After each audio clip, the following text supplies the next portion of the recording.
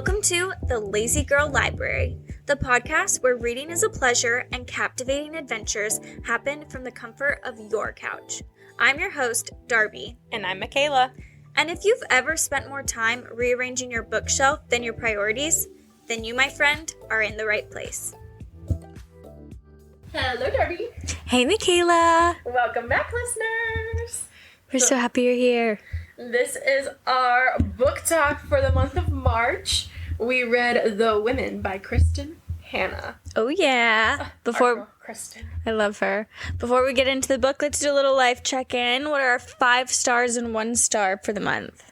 Oh, I didn't think about this ahead of time. My 5-star...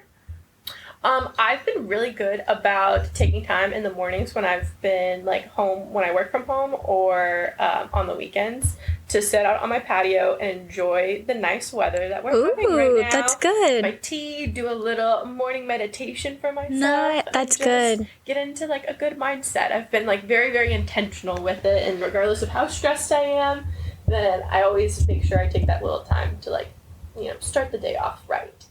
I love that. I think that would probably be my 5-star. Mm-hmm. My 1-star, it's just excited for this wedding, but this wedding is stressful.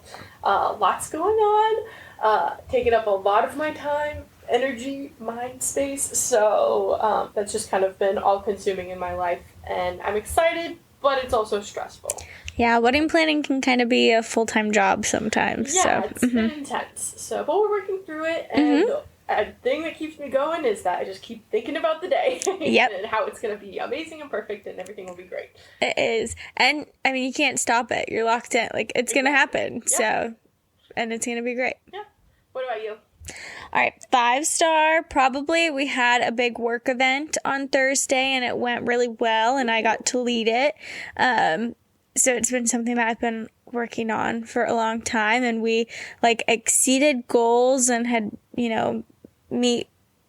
we had raised the most money that we'd ever raised at that event, which was really cool. And the day was so seamless. The event itself had no fires. And when you plan any event, there's always going to be a fire. On my wedding, there was things that happen, things just happen in events. And I've worked this event in the past, and there's always something that happens, but nothing happened. I kept waiting for the ball to drop, and I was like, this is crazy. So knock on wood, hopefully post-event things go good and something doesn't happen, but so proud of you. Thank you. You're so hard. Thank you. Yeah, so it was really fun and yeah, very impactful. 1 star is probably just how tired I am now, and the fact that I can't stop because we have another big event in May. So I have 1 month to kind of really hone in on that. And burnout is coming, but it's okay because we're just going to push through, and in June I'll be a new woman. So for your wedding, I'm going to be amazing and in much, much higher spirits. But it's weird because it's such a roller coaster. It's I'm so happy about this stuff and I'm having fun, but it's hard and I'm tired and I'm really tired and some things are frustrating. But this is really great still. I'm enjoying it. So that's kind of I've been feeling 5 stars and 1 stars. We keep going up and down. Yeah, but this time it's been pretty crazy for both of us. So yeah. I think for our listeners, unfortunately, this is going to be our last episode, at least until... Just for the spring season. Just for the spring season, at least until June. We'll be right back up in the summer, hot, fresh, ready to go. Day after the wedding, we're going to do a podcast. I'm just kidding. Sometimes life just takes over, and because this is something fun that we like to do, priorities got to take importance at that point. So unfortunately it will be a little bit of a break for us, but we're not going away for long. We will be back, promise. Yes, and maybe I'll try and post mine on Instagram. I'm sorry, I'm so bad at that, but maybe I'll try and post some more videos while we don't post a full podcast. We'll put some more content out in other ways. But this is a great time to let us know what you want us to read when we get back, and to tell us what you guys are up to, and for you guys to keep us in the loop for book talk and Bookstagram and all that fun stuff. Give us the feedback. This is a perfect time when we come back for us to kind of regroup and really cater to what you guys want to hear from us. So let us know on our Instagram at Lazy Girl Library, on our website, lazygirllibrary.com. You can even find us on fable. I know we had a lot of thoughts there on our book this month. So That's right. if you're on there with us, then you got the little sneak preview of our thoughts that we're about to talk about. But keep up with us there. Yeah. And we'll be back soon. Yeah, it's only going to be for April and May that we're probably going to skip out on, and then we'll be back in June, the end of June. Mm-hmm. So it'll go by fast. Yep. Yay. But getting into this episode, what Kristin. did not go by fast? The Vietnam War. Yeah. Oh my gosh. Oh, this book. Kristin, you have my heart, but at the same time, you break it every time. You've taken my heart. You've taken it. All right, so we can get into a little reading recap, and before we get into it, we'll give a little content warning that there are a lot of heavy themes of violence and the struggles women can face during pregnancy, so please be careful listening, and if these are triggering topics for you, maybe skip out on this one. Warning, book spoilers ahead. Please head to the description and show notes to find where to skip to. You have been warned. Skip to the end. Yeah. Whatever is best for you. So, but we start off in May of 1966 in Coronado Island, California, where we're introduced to Frankie Grace McGrath. She is mingling at a party for her brother Finley's deployment to Vietnam as a Navy sailor. Frankie is from a lavishly wealthy and prominent family with a very pedigreed military background. There was never any doubt in the minds of the McGrath parents that both Finley and his best friend, Rye Walsh, would enlist in the armed forces, so this party is a long-expected celebration of a dream being fulfilled. Bet and Connor McGrath, Frankie's parents, don't have such high military hopes for Frankie, however. She struggles with her family's misogynistic, limited view of the obligations she and her brother are under. Rye, on the other hand, encourages Frankie to believe that women can also do heroic things. After Finley's tragic death in action, Frankie defies her parents' wishes and enlists as a nurse. She begins basic training for field nursing duties in the surgical division in 1967 and is quickly deployed to Vietnam. Although she is initially horrified by the brutality and scale of wartime violence, she quickly adapts to life on base. And while in Vietnam, she builds loving friendships with two nurses she shares a quote-unquote hooch with, named Barb and Ethel. And she steps into her new role as a surgical nurse working under Dr. Jamie Callahan. Frankie and Jamie hesitantly begin a relationship, knowing it can go nowhere because Jamie is married. However, all seems to be lost when Jamie apparently dies from injuries sustained in a helicopter crash shortly before finishing his deployment. Frankie has almost no time to grieve because of her excellent nursing skills. She's quickly assigned to a far more dangerous area in the highlands of Lakeview. Barb is exhausted from her tours and plans to go home without re-enlisting after this next assignment. Frankie takes a weekend break in Saigon with Barb and runs into her brother's friend Rye. Their attraction is instant, but Frankie does not act on it because Rye is engaged. After more grueling time in the OR, Frankie is forced to take an R&R break in Kauai, Hawaii, where she runs into Rye, who soon tells her he broke off his engagement to a girl at home to be with her. They then enter into a passionate love affair that helps them escape from the horrors of the war for a while. After Frankie's tour in Vietnam ends in March 1968, she knows she's still needed and chooses to extend her service, as does Rye. During her second tour, she sees more horrible wartime atrocities than she can count, including the effects that napalm had on the soldiers and civilians alike. She begins to drink more regularly to dull the disgust and shock.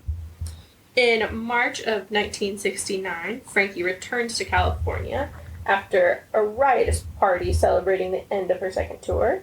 As she waits for Rye to return to the U.S. and for their reunion, she discovers that life at home is not much easier than life in Vietnam.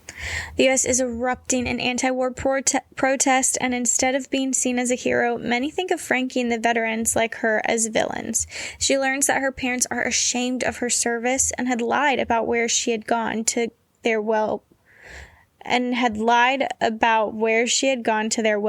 friends and family.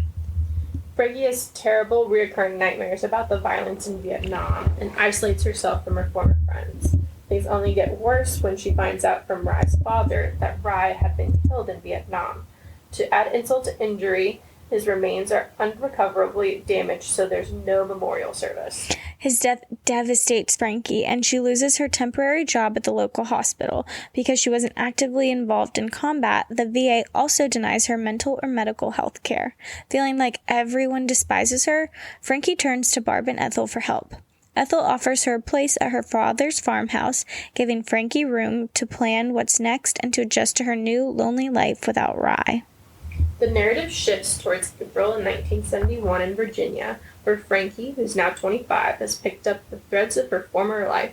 She's now a well-respected surgical nurse and is living with Barb and Ethel. Barb convinces Frankie to attend an anti-war protest in D.C.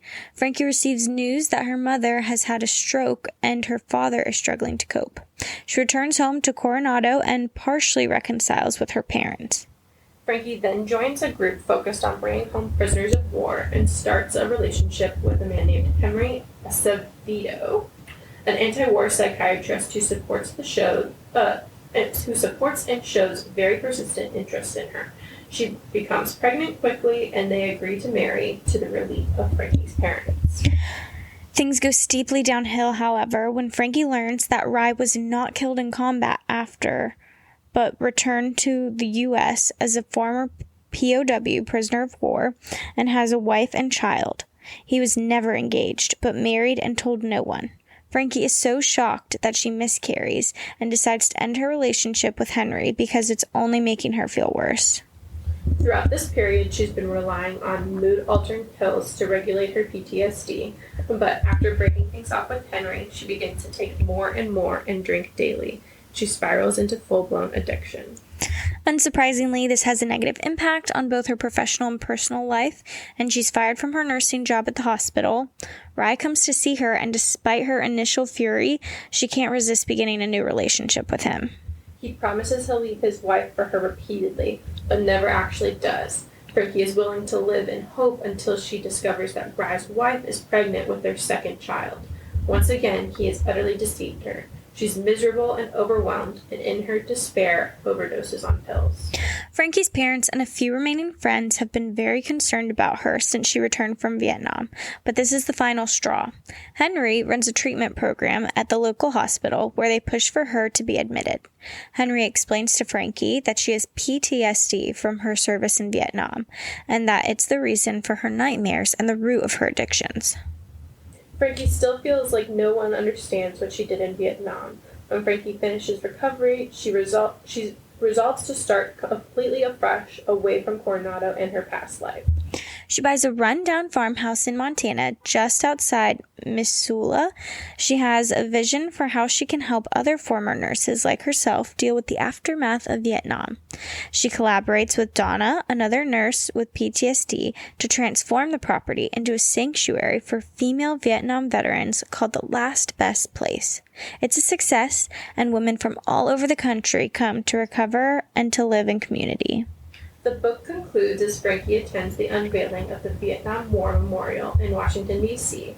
The reader gets one final surprise. In the last pages, Frankie reunites with a recently divorced Jamie who had survived his crash. Yeah, he did. Yeah. All right. This was a very high-level summary of what happened in this book because there's so much detail and trauma for it. But this is just a little taste for those who need a refresh on the book, or if you don't plan to read it but want to listen to the episode anyway, so you can kind of understand what we're talking about. But yeah. Darby, what were your initial thoughts? Kristin Hanna is a genius. She knows how to write. I just think she has such a way with words and portraying history in an incredibly emotional and moving way, but also in a way that's easy to understand. I was never a history buff in school. There's probably a lot of things that I was quote unquote taught that I do not know anything about.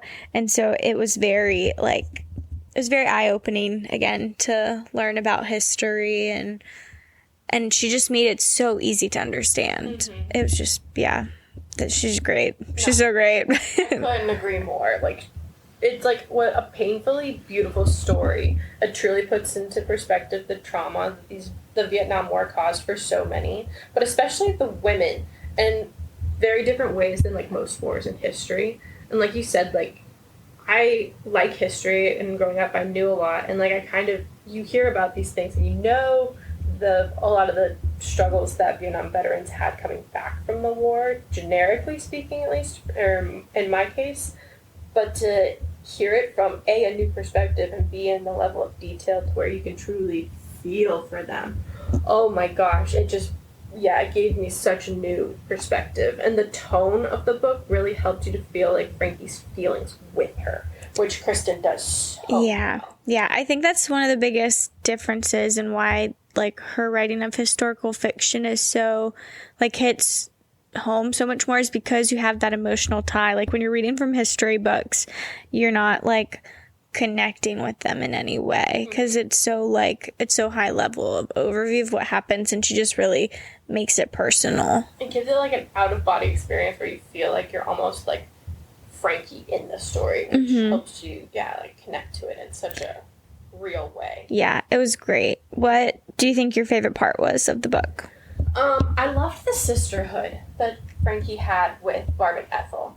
It was so good. It was so incredibly moving, and I think what was so great about it is they were able to find this connection during the war to help them all, like, cope and get through.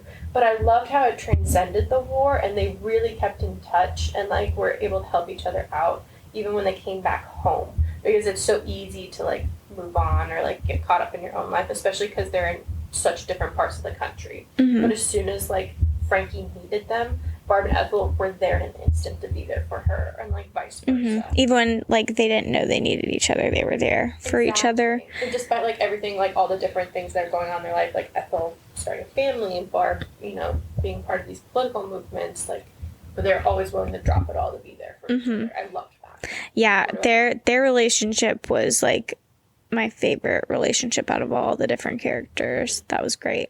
I think my favorite part, kind of like what my initial thoughts were, honestly, just learning more about a war and history that I didn't know much about. Of all the wars that I've learned about, Vietnam, I probably knew the least about. So this was really interesting to just, like, learn. And especially because, like, this is a war that our grandparents were, you know, could have been a part of, or they were alive for. And even, like, my parents were born in, like, 1961 and 1963, so this was the time of, like, their early childhood, which I think is really interesting too. And it, like, knowing, like, it makes more sense, like, some of the views that they have because of learning about how, like, what world they were brought up in. Right. Absolutely, because it was so recent in history too. I feel like the Nightingale I loved, but it's almost easy to still kind of remove yourself from that time period a little bit because of it being a little bit further in history than this one was. But because there are so many things that you recognize or understand in recent history from it, that it almost hit a little bit harder for all the traumas that these people went through. But did you have a least favorite part? I did.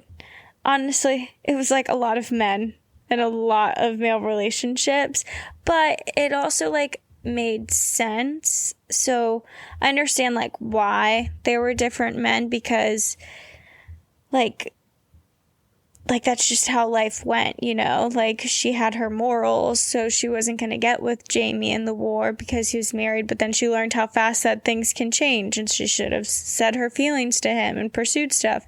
And then you meet Rye, and then it's like a push and pull, and then you think he's gone, and then it's like, okay, I have nothing left, but then this guy, like... So I get it, but I just wanted things to be easier for her. That's not real life. So I understand it, but because this is still fiction...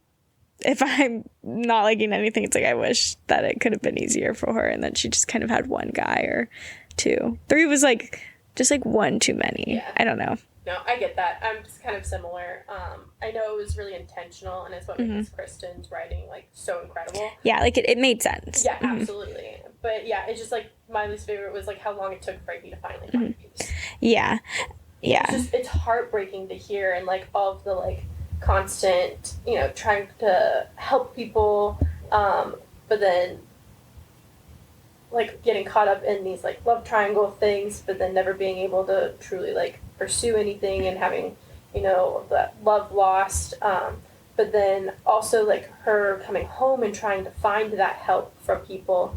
But because she knew something was wrong, but then constantly being cast aside was so, like, infuriating to listen to. And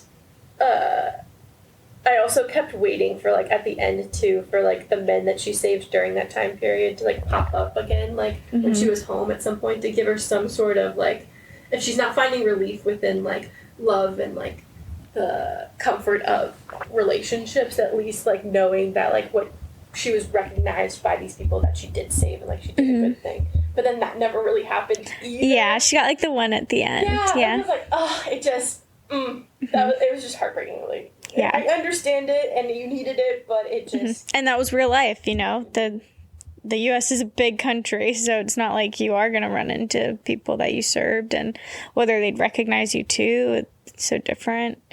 Exactly. Yeah, but one more thing about the guys is it was hard to, like, connect and to, like, root for one, because it was so, like, are they going to stay around? Like, I know we can get into it when we talk more about them, but we both had, like, hypotheses about who were actually still around, and so it was like, I don't know if I should let go of this one and root for this one. I don't know. So it was, It was hard. Yeah. But what about Frankie's journey, like, hit you the hardest? Was it specifically Vietnam or when she came home? Also, like, which side of the story felt more emotional or shocking to read? Well, it's hard to choose one because they both, like, you know, they were both so hard. They both had shocking elements to it. I think for me, though, the war is something that, like, felt more emotional because it's something that I will hopefully never see. Like, I'll never be in war. That's not my calling. So I think because it's something I'll never experience, by hearing about it and, like, reading, you know, what their day-to-day life was like, and, you know, the horrors that they had to see, and while they were still helping even quote unquote the enemies, like going into those villages and helping where they can, I think that was, you know, really hard. And I said this about the Nightingale too, but it just puts in perspective too, like, there's war going on right now that people are doing that. So I think that's just, like, hard. Yeah. Whereas on the other side, though, we've made so much movement and progress. Actually, this is all coming out of my butt. I know nothing about veterans, but it seems like we've made more progress with, you know, veterans, and for our female veterans, I feel like you can see more stuff on this side versus on the side of war. Sure. Does that make sense? Yeah. Yeah. So I think that was more, like, shocking to see, like, wow, they, like, I know they see death and they see all this stuff, but it's a lot. But it was also kind of, like, emotional to see, like, all the bonds they form and, like, the little clubs they make out there and stuff like that. But that was me. What about you?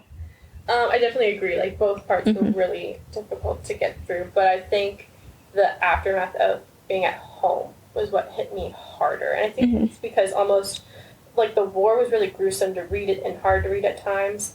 But because Frankie was making that difference, and I think because just even in society, like, we have so many things about war that you almost, at least for me personally, become desensitized to seeing or hearing about a lot of that. Unfortunately. Part of it, versus the aftermath at home is something that you don't hear about very often, or, like, you get that experience. And I think because we have made such big strides to honor our troops now, and I'm sure that this was, like, that stepping stone to, like, you know, okay, this was horrible how we treated these veterans coming home, and, like, helped improve that for the future and into now for us.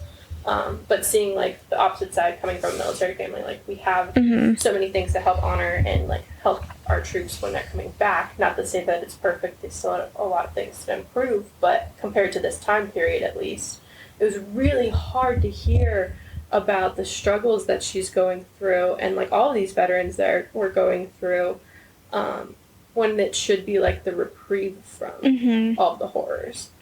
especially for her as a woman too. Like, I think it just hit even harder. Yeah, especially during that time, because I'm sure it was not easy for the guys at all with the PTSD they went through, but for Frankie not getting any sort of validation or anything from a single person besides those who were with her in the war, like not from her parents, not from a random person on the street, not from literally other veterans, like male veterans that were helped out by female nurses. Exactly. Like, yeah. It's like, even though... No wonder she went crazy. Right. Well, how could she not? And with those troops, it's like, you'd think, like, they would band together to, like, know, like, okay, we're not getting the recognition we deserve, but at least we have each other, except for you. Mm-hmm. Like, oh my gosh, it's so hard to read. Yeah, that was definitely, I think the home part versus the war part really hit harder for me. Yeah. I think, too, because you have that connection, like, military connection, it's like, I'm sure you could put yourself or put, like, your dad in that space of, like, imagining if he had to go through, like, what they were going through at this time. Yeah. No, that was rough. Yeah. Something that wasn't rough was the incredible bond that Frankie made with Barb and Ethel that really just transcended their time at war. Each woman brought something different to the friendship. What do you think Frankie needed most from Barb and Ethel, and what do you think they needed from her? So, I think I do. I love this bond, and I think that they all brought something really important to each other. Yeah, they were like the best part of the book. Yes, completely agree. It's the women. Mm-hmm. The women. But I think Barb really helped teach Frankie how to be confident and push herself to be, like, the best version of herself, and, like, know that even though you're scared, like, you can still do incredible things. Whereas Ethel, I feel, is more of a comforting figure for Frankie, and kind of like a mother figure almost away from war, or at war, and kind of helped her stay sane while surrounded by, like, so much horror. It was kind of like a good cop, bad cop kind of thing between the two of them, I feel. And I feel like Frankie helped bring, like, a sense of innocence and morality back for the girls who had been at war for so long, or before Frankie showed up, to, like, help remind them that, like, there are still good people and good things in the world, after seeing such atrocity that's so easy to lose that kind of hindsight in. Yeah. What about you? What do you think? Well, I think she definitely needed them to keep her moving when she didn't know how. They were just always there for her, which I think she was there for them too. It's just not, written in that light.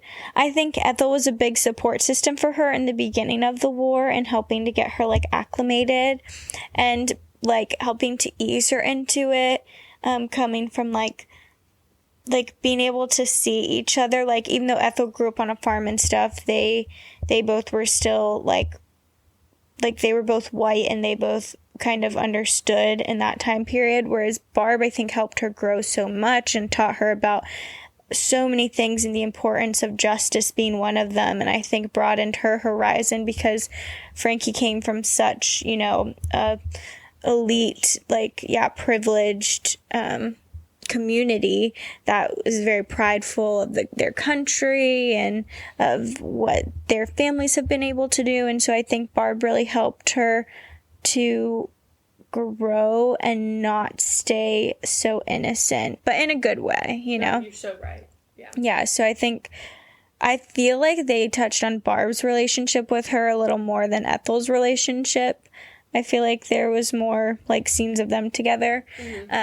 But I do think, like you said too, Ethel was also always there to bring that, like, comfort and nurturing side to both of them and just being there. And then I think for Barb and Ethel, they also just needed that love and support from Frankie just being there with them. It was almost like Ethel was a mother figure versus Barb was a sister, I feel. And, like, the way that their relationships kind of...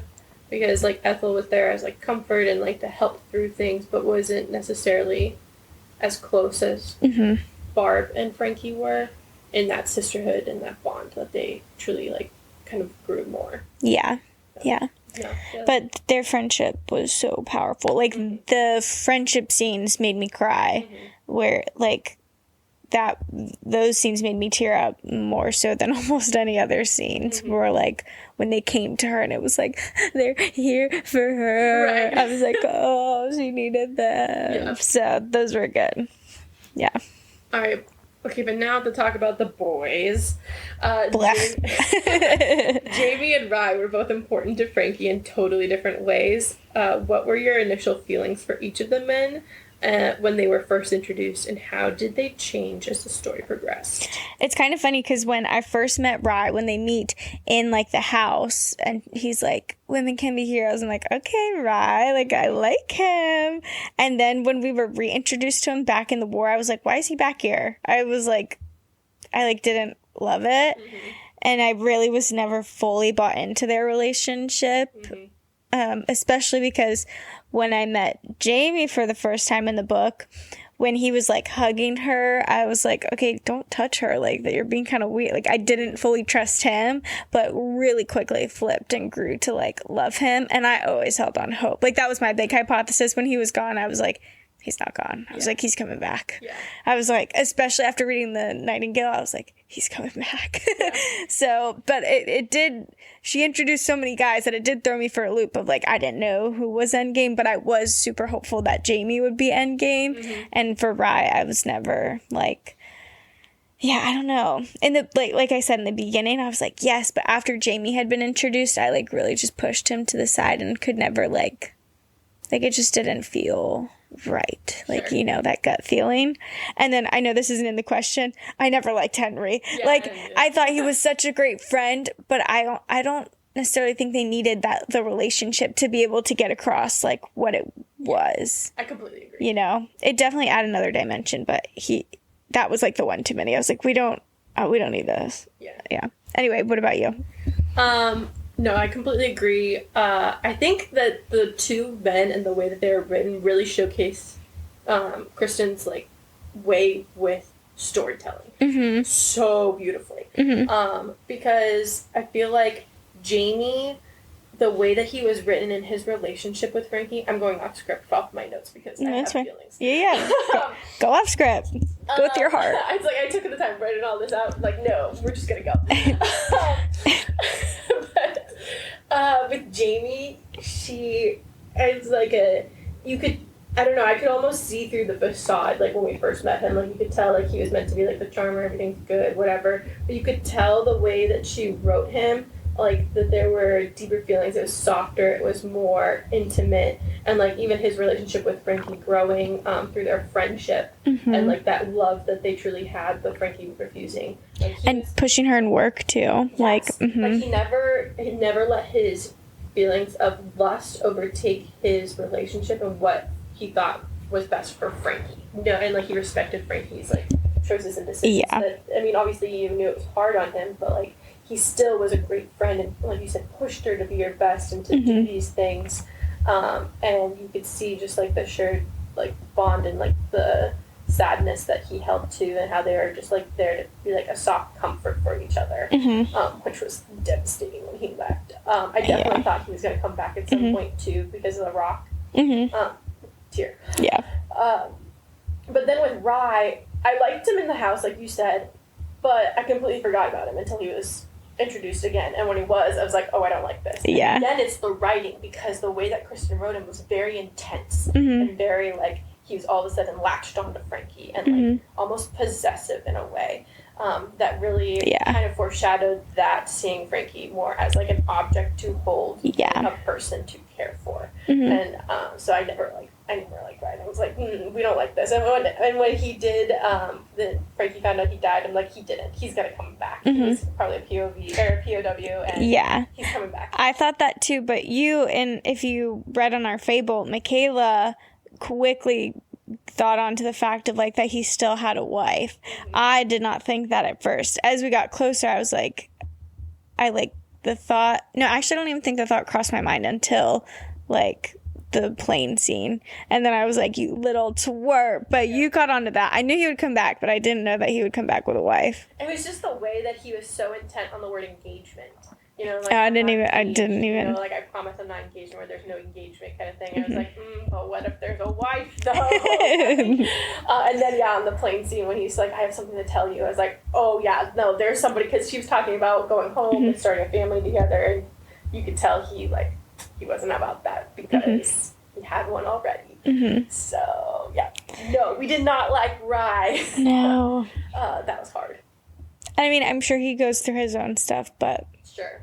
You can empathize. You lying, cheating, It's hard to get, and that's what Kristin does so well, is seeing the complexity of it, because in a way you can feel for Rye, and like trying to find that comfort, that escape, in such horror of it all. And like, especially if you're with somebody who you don't necessarily love back home, and then you find somebody you have instant connection with, like, it's hard to, like, have those boundaries, and like, you can understand, like, especially after the war too, trying to find that comfort for all of the trauma that he went through as a POW, but you could still also hate him. Yeah. He did Yeah. And because it's like I'm sure maybe he did, like, love his wife and loved Frankie, but it's like you made a commitment and you have to choose to love your what, like, you have to choose that. So yeah, it was a bit muggy. Yep. Not a fan. Yeah. Okay, but do you think Frankie wanted recognition from the public or from the people closest to her more? And what does it mean to be seen? And where did she find that? I think, well, definitely from her family, but also from the public. I think she wanted both. I think Kristin mentions this in the, like, very beginning of the book, you know, like, and I think we've seen this shift too even now. Like, the 4th of July used to be such, like, a community, like, holiday. And, you know, everyone was just so for, like, America, the USA, like, loving, like, just having so much, like, country pride, which I'm not saying that was necessarily, like, great back then. But I felt like it was a more unified country in some aspects. Again, there was definitely faults. But, like... So coming and growing up in that regard, I think that's where she wanted that public's, you know, praise. Or not even, like, praise, but just wanted the public to be like, yes, you served, and, like, we see that. And, of course, obviously with her dad, the Wall of Heroes, she wanted to make her dad proud, as we all do. I was talking, sorry, quick side note, but with my big work event, I was talking to my sister about how it's like, I hope, like, dad says he's proud of me, because, you know, like, you just, and my dad did, yeah, many times, but, like, you know, you just crave that parental approval too, to know that, like, you raised me, like, I'm doing the big things now. So I think definitely from her family and from the public. And I think she just wanted to know that those around her knew that she was doing something for the greater good, or at least what she thought was for the greater good, right. Even though we learned that the war isn't what it seems. I think to be seen is to be understood. Mm-hmm. I don't want to steal your point, but one of the words you wrote down, like, I agree with, like, you wrote to be seen as to be, like, validated. I agree. But just, yeah, to be understood and to just be, like, present for them too, because they were so dismissive right. of her. And so to not even give her the time of day, it's to literally, like, be seen, like, give her the time of day. Right. But I think she really gets this from Barb and Ethel, which I think that's hard when they're, like, far away and you can't do everything together, whereas in the war they were together 24/7.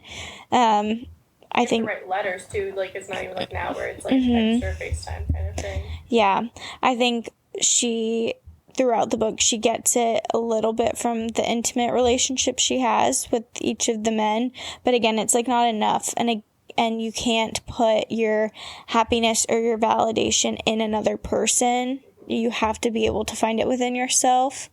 So, like being seen is great, but you also have to see yourself and, like, know your own worth. And then finally at the end, her family, you know, when her dad sees the one guy come up to her, I was like, oh, that was another really good scene. Yes. But so that's my long-winded answer. What are your thoughts on it? No, I agree. But like you said, I think to be seen is to be validated. whether it be in like your thoughts, your appearance, your actions. And Frankie just craved validation, but I think she craved validation especially from her father above anyone. Definitely. Like, I think growing up and seeing like the hero's wall and being talked about constantly, and seeing like that's the way to get validation from her father, and then to go off and do the thing, come back, and then still be like not even just ignored, but like looked down upon because of it when you thought that you were doing this for him, was just like really hard to hear about. And I know that she just like all she wanted was to make him proud, but he was like too stubborn and self-righteous to accept that. Yeah, and I think too, like you can tell she's like a daddy's girl, or she wants to be, and it's like her dad almost like doesn't want her to be, like he's putting her in a box. Like her mom is like, let's go to the club, let's do this, and she's like, no, I want to be more, like I want to be a nurse. And it like her dad isn't supporting that, so that's gonna be so hard to just crave that support. Absolutely.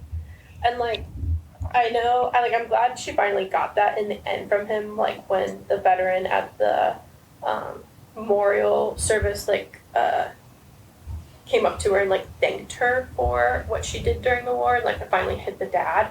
But I felt like by that point his character was just irredeemable for me, because it was just like too late. Like it took another man validating your daughter's service in order for you to validate your daughter's service. That just like, I'm glad she finally got it, but it just it was too little too late for me for him.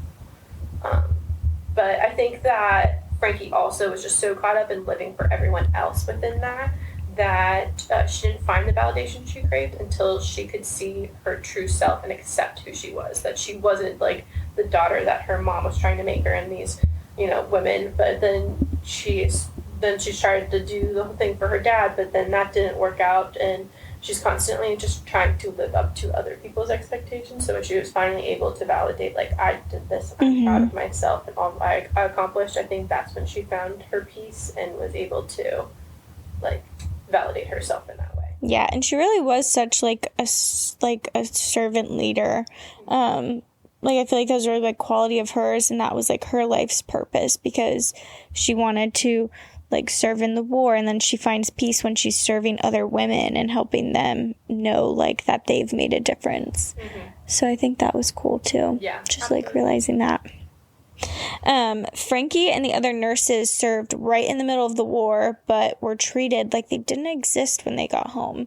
Why do you think that their stories were so easily ignored? And do you think that kind of erasure, did I say that right, still happens today? I think the circumstances of the war were a huge part in how these women were ignored by society, because obviously all veterans, when they came home from this war, were treated horribly, and society just wanted to erase their existence and, like, the thought of the war itself. But now you mix in the fold, like, the women who served during that time, where women's rights were just starting to kind of, like, rumble under the surface again, and all the societal movements that happening at that time period. It made it almost, like, even more impossible for them to be heard and, like, thought about in that way. And I think that we would be really naive to think that stories like this don't still happen today, especially in other parts of the world. But especially because, like, you hear about in the book, Kristin writes about the media and how it's like manipulated, and so you truly only see, like, certain aspects of it, or the government holding back information about things.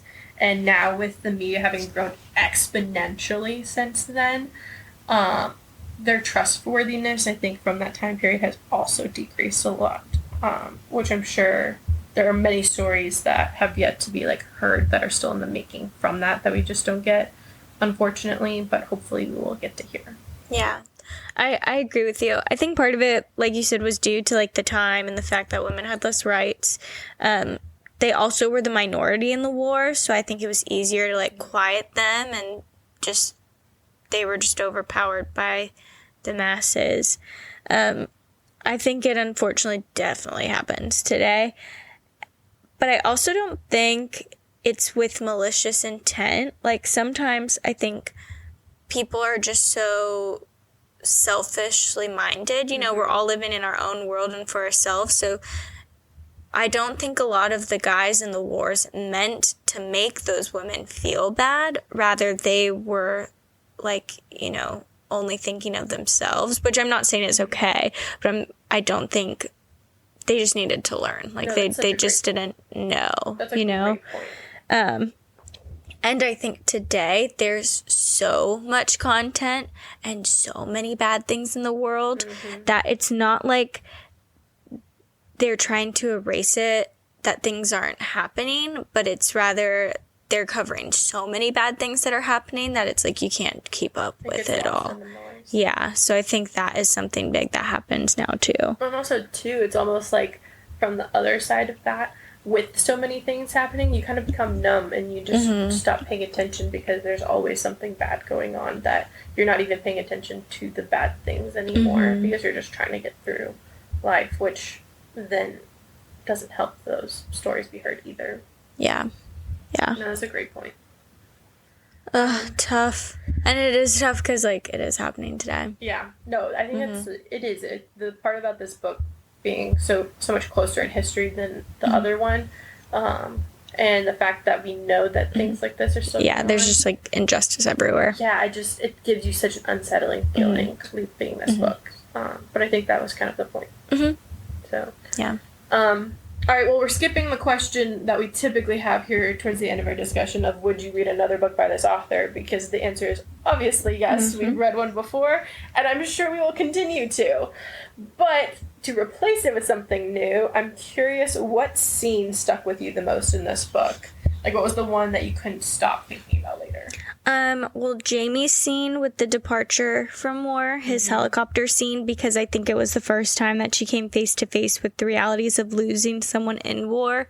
Obviously, she lost Finley, but like in serving in the war.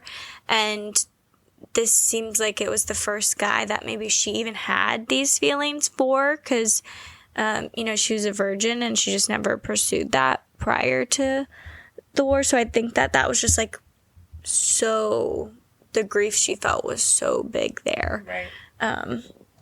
And then another scene is that even though her parents had faults and you didn't understand Frankie, the scene of them rescuing her from the ocean was a big one for me. Yeah. And I know you said that her father like couldn't be redeemed in your eyes, but I think he was redeemed for me. Just because he couldn't validate her war experience.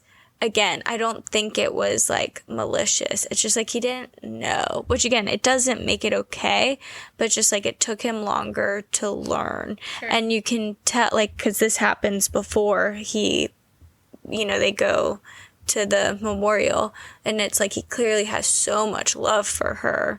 He just is, he's too stubborn enough to adjust with the change of the times and to give her the time of day, which again I'm not saying is right, but I think it's just, it's taking him longer to learn. Right. Frankie herself doesn't even know how to portray it because she's going through her own things. So it's like, they're all just like, it's just like life. Everyone is going through their own like dark things. And so I don't know, I just give them a lot of grace. Yeah. That's the beauty of Kristin's writing with these characters, is she does create such complex characters that have such different facets to them that we can be interpreted differently and have different feelings on it. But then it's like you can feel for one thing, it doesn't make anything right that they did before, or vice versa. They can be a good person and still have like bad things that they've done or like they shouldn't have done, kind of thing too. Exactly. What scenes stick out to you? I had two on opposite ends of the spectrum. The first one technically there are two, but they're kind of combined into the one. When Frankie went to the VA for help twice and was turned away twice. That made me so angry. Oh, I was fuming. I was furious. I was so mad because she clearly, she went the first time trying to get help, and they didn't even recognize her as a veteran to begin with. They just thought she was on her period, whatever. Yeah. And I was like, oh my gosh, how invalidating and just infuriating for her. That was absolutely insane, because when I'm reading about her struggles up until that point, I'm like, oh, I wonder when the VA came into play. I'm sure she can find help there. She goes there and it's completely shut down. Oh, I was so mad that first time. Yeah. The second time it happened, because after going through everything that she went through and clearly knowing she needed the help, and was desperate for that help. She went again and was like even more like sassy, standing her ground and like, no, like I served, and like was able to like pull out receipts of it, and was still turned away because her service was not as serious as other men's service. Yeah. I wanted to punch a wall. I know. So yeah, mad. that didn't make me sad. It just made me mad. Yeah. I was so mad. But then on the opposite side of the spectrum of that one, I thought I could make it through this book without crying. I was like, maybe this How one, naive of you. I know. I should have known better with Kristin. Because I did. I made it to the very, very end. And I was like, don't get me wrong, I was getting emotional, but not to the point where I'm like crying again. But I should have remembered when it came for the Nightingale, and therefore it came for this one too, was at the very, very end. When Jamie handed her the rock that she had given him when he was unconscious, being taken to the hospital, it said, what was it, you fight McGrath, kind of thing. Oh, at that point I lost it. Like, I just full on sobbed. And I can't even explain really why. I think maybe it's just like, it's a full circle moment for the way that Frankie fought while home. And by being given the rock, it kind of symbolized that, like, her fight was over. Yeah, and that peace. And it just kind of released all the emotions that had been trapped in me throughout this whole book, I think. And, like, obviously it was emotional for, like, finding, I hope, happiness with Jamie, even if it's as a friend and not even as a romantic relationship, because we really don't know. It's romance. He's divorced. They're going to live happily ever after. But we don't know. Now we know. Because she's also really happy. But no, I really hope she did find happiness with him. She would not have put the word divorce in there if she didn't want us to assume. You're right. But it was like, I'm happy she found that, but it was truly just like the like full circle and like the you fight, and now her fight was like over. Yeah. That's got to be crazy though too, just the thought of like, if you mourn someone and they come back from the dead, like, that's not something you do. Like, I can't even, like, what a concept. That's crazy. Like, yeah. Yeah. So those tears hit me at the buzzer. That was a wild one. All right, but what were your final thoughts and star ratings here? 5-star, obviously. Yeah. I do think I liked The Nightingale better, but that doesn't take away from, like, the astounding writing that was written here. But I cried so much more in The Nightingale, and I think it's because I connected with, like, every single character, even, like, the side characters, whereas this one, like I said, like, some of the characters, like, the relationships were just, you couldn't really connect with on a deeper level, but it was still good. Again, it makes me feel twisted on the inside and just ignorant to the current wars so that are like happening now that I want to somehow help with or delve into. And it also makes me, if they're still alive, I want to meet some like Vietnam War veterans and like ask them about their stories, especially you know, Kristin in her author's note said that it was so hard to find women and to find, like, literally to find the history of the women that served in Vietnam, so that writing this was really difficult. So it would just be really interesting to talk to them. And also, like, what I had just talked about, like, what was that like when people came back from the dead? Like, was it sad because of the sadness that you had felt for so long? Was it, like, relief? I'm sure it was probably all the emotions. So I don't know. Maybe we will go serve in some nursing homes or something. Yeah. That could be fun. Maybe I'll go find, like, a VA around here and donate brownies or something. Yeah. I don't know. Something I think could be fun. I'd be down to do that. Yeah. What are your thoughts? 5 stars, too. Easy. I do agree with you, though. I think The Nightingale is still my favorite out of the two. It just hit me on a different level. But I think it's because, again, the way it was written by Kristin and, like, the way that she wanted you to feel while reading it. I think with The Nightingale, it was more of like this truly poetic kind of story that was more fluid, versus this one was meant to make you feel unsettled and unrested. Like, and spark the justice. Yeah, the anxiety of it all, and like the fast pace. It didn't give you the time to connect with the characters because that's kind of like the war she was in. It's just like this constant like people coming in and out. So I think it was intentional, but which I can appreciate why it was 5 stars for me. But I do agree, The Nightingale just hit a little bit harder. But it did give me an entirely new perspective on this history that I'm so grateful for. And I cannot wait to read more of her works because they're just so good. Yeah, I agree. That was The Women. Yeah. So Great good. way to wrap up Women's History Month. I know. I love that. Before we get into borrows and returns, we will not be having a book club book again for the next 2 months. But still follow us on Fable, because who knows, we're both going to keep reading within these next 2 months. We're just not necessarily chatting about it on the pod, but maybe we'll throw one on Fable and we can still share our thoughts just virtually in writing. So go check us out there. Yeah. You can also always find us on Goodreads too. Have our bios linked in our Instagram. So you can easily find us on there and keep up with what we're reading individually until we come back for our collective book club. Yeah. Speaking of what we're reading, borrows and returns. Let's get into them. I can go first because I have nothing. You're reading wedding manuals, wedding contracts. That's the better. All of that. My only return was The Women. I haven't started anything. Probably won't until we pick back up our book club after the wedding, just because life is a little crazy. So that's okay. What about you? What are you reading? I'm still finding some room to get some books in. I did an audiobook. It was First Time Caller by B.K. Borison. So I'd never read from this author before, but I gave it 4 stars. It was just a cute little romance book. The audio, voice actors were not cringy. They were pretty good. There wasn't too many, spicy scenes, and I honestly, skipped through them. But it was good. I liked the concept. I liked the characters. It's so funny because after our last podcast, when you said that this was in your borrows, all of a sudden it started popping up everywhere. Oh, really? On social media and people raving about the book. So I was curious to hear what you thought. I did like it. It was good.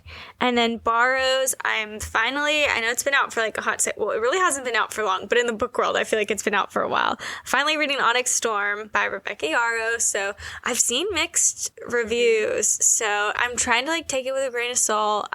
Sometimes when I read reviews that are bad, I feel like I sometimes just cling to them. I don't know why. So I'm trying to take it with a grain of salt because her other 2 books were really phenomenal. So I'm sure that this one's still going to be good writing too. Whether she's going to make me feel some type of way or not, we'll see. But that's what I'll be reading. So you can keep up with my thoughts on that on Goodreads. And then I'm not sure what I'll read after that. I think actually in April, some new books come out that I'm wanting to read. I think in the Powerless series, I think that new book comes out in April. I think Emily Henry's new book comes out in April, so those will be some that I pick up. But yeah, it's so funny because by the end of last year, I was reading so many books a month, and now I'm okay, I just squeezed in 2. So second half is our year. Second half, we'll have our nose in a book, but right now we have our nose in work and wedding. Yep. So, but thanks for hanging out with us, listening. I would love to hear your thoughts. If you are a listener, I know we have a lot of listeners who actually don't reside in the U.S., so if you have any thoughts on any American wars with other countries, I would be so intrigued to hear what your thoughts were. Absolutely, the different perspective. Yeah. Or just, I don't know. Yeah, I just want to hear your thoughts in general. Yeah. Please talk to us. It'll be up on our Fable for a little while, so feel free to go and leave your thoughts for us to read and discuss as well. Definitely. But thanks for joining us, guys, and we'll be back soon. See you in the summer. Bye. Bye.